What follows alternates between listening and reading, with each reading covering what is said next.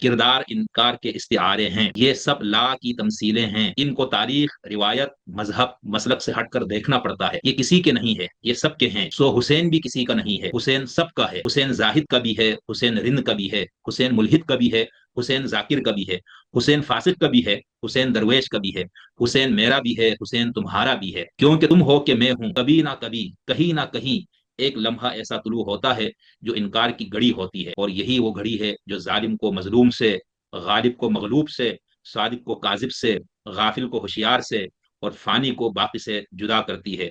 सो जब इनकार का ये लम्हा आए, हुसैन को याद करना, फैसला आसान हो जाएगा। ये हुसैन का ये अकदाम और यजीद के खिलाफ जो कुछ उन्होंने किया, इसके हवाले से कुछ आपके साथ इल्मी फिक्री नौयत की मैं कुछ गुफ्तगू चाहूंगा। जब आप तारीख पढ़ते हैं तो उसमें आपको मेरा अपना ख्याल ये है कि मुख्तलिफ नौ तारीख पढ़ने के बाद सच और झूठ जो है ना वो आपके सामने आ जाता है। कोई इतना मुश्किल नहीं होता कि क्या चीज़ सच है और क्या चीज़ झूठ है। अच्छा, लेकिन उसके लिए ज़रूरी है कि आप मुख्तलिफ पर्सपेक्टिव से जो है तारीख का जायजा लेने के काबिल हों। अच्छा, अब जहाँ तक मजहबी तारीख का ताल्लुक है ना, जितनी भी तकरीबन मजहबी तारीख है, वो चाहे यहूदियों के हवाले से आ रही हो, चाहे वो क्रिश्चियन उससे आ रही हो, या चाहे वो आपकी हमारी मुसलमानों की तारीख आ रही हो। मैं इस्लामी मज़ाहिब की बात कर रहा हूँ, अभी बाकी मज़ाहिब की बात नहीं कर रहा। या इस खत्ते में जो हमारी हिंदू माइथोलॉजी है जो तारीख में लगी, तो वहाँ बहुत सी चीज़ें गड़बड़ हो जाती हैं।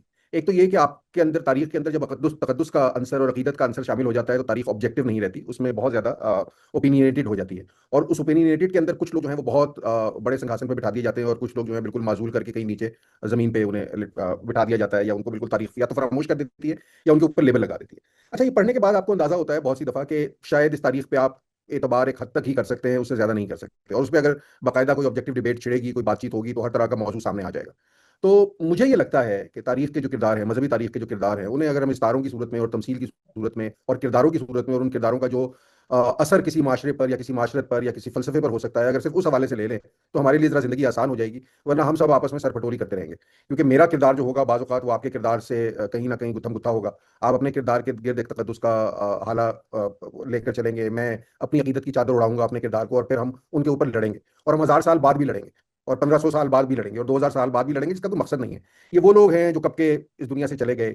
अब जो चीज़ है वो इन चीज लोगों की शख्सियत, जो जो इनकी ज़ात है, वो असर उसका नहीं है। असर उस चीज़ का है आप इनके साथ क्या किरदार एसोसिएट कर रहे हैं, आप किस चीज़ की इन्हें अलामत और किस चीज़ का इन्हें नुमाइंदा बना रहे हैं।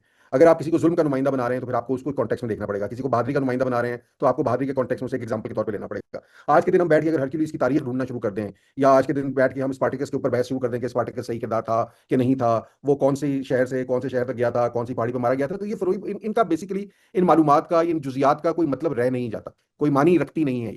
ये वैसी तारीख नहीं है जिसको आप आज के दिन रिलेट करके कोई मुस्तकबिल का लाहे अमल तय कर सकें या चीज़ों को ठीक कर सकें।